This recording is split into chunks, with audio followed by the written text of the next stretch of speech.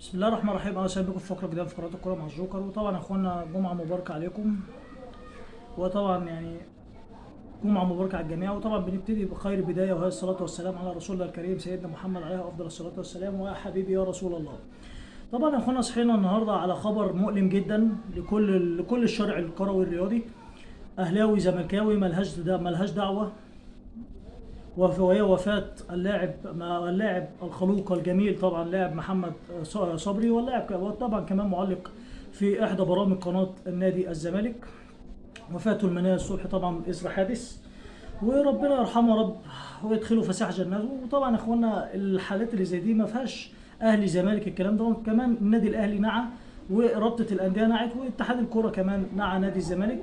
وطبعا من الوارد ان النهارده في ضياء احداد على روح الكابتن الخلوق المحترم محمد صبري، الله يرحمه ويسكنه فسيح جناته. طبعا بقى نخش كده على مباراه الامس واللي حصل في مباراه الامس.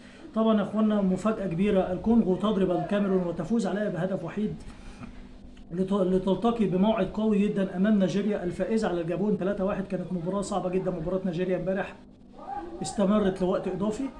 وهنشوف بقى ترى مين اللي هياخد بطاقه الملحق العالمي المؤهل لكاس العالم، الكونغو ام نيجيريا. كمان طبعا شفنا امبارح في الملحق الاوروبي مباريات كبيره جدا ومفاجات كمان، ابرزها مفاجاه ايرلندا اللي فازت على البرتغال ويوم طرد الدور. طبعا ايرلندا امس فازت على البرتغال بهدفين مقابل لا شيء.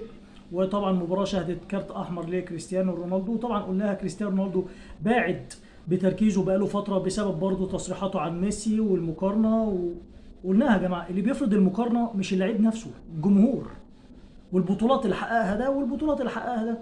فده اللي احنا هنتكلم عليه. طبعا يا اخوانا كمان فرنسا تأهلت رسميا لكأس العالم بفوزها على اوكرانيا باربع اهداف مقابل لا شيء، والنرويج على بعد خطوه وحيده بالفوز على منتخب استونيا برباعيه مقابل هدف. كمان ايطاليا امس فازت على مولدوفا بهدفين مقابل لا شيء. طبعا غدا باذن الله قرعه الدور ال 32 من كاس مصر، وبالتوفيق لكل الفرق المشاركه. كمان منتخب العراق امس يتعادل، وتعادل يعني انا شايفه مثمر امام منتخب الامارات في ملعب محمد بن زايد بهدف لكل فريق. وطبعا باذن الله مباراه العوده هتبقى في استاد البصره يوم الاثنين القادم باذن الله، وبالتوفيق للمنتخبين. كمان روبرتو مانشيني المدرب السابق لمنتخب ايطاليا، وطبعا يعني من المدربين الاسطوريين خاصه لفريق مانشستر سيتي، يوقع رسميا على عقد مع السد القطري، وبالتوفيق لروبرتو مانشيني.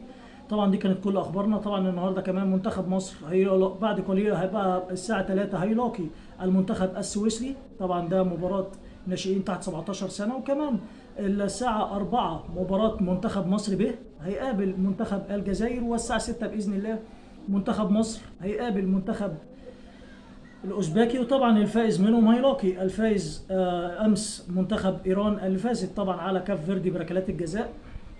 طبعا دي كانت كل اخبارنا، نختمها بخير ختام والصلاه والسلام على رسولنا الكريم محمد عليه افضل الصلاه والسلام. جمعه مباركه عليكم، واتمنى يا رب ما نكونش تقلنا عليكم. ونختمها كلمتنا الشهيره: حفظ الله غزه، حفظ الله فلسطين. اترككم في رعايه الله وامنه وحفظه، ولكم منا خالص التقدير والحب والاحترام. شكرا، السلام عليكم. كل نفس ذائقة الموت، كل نفس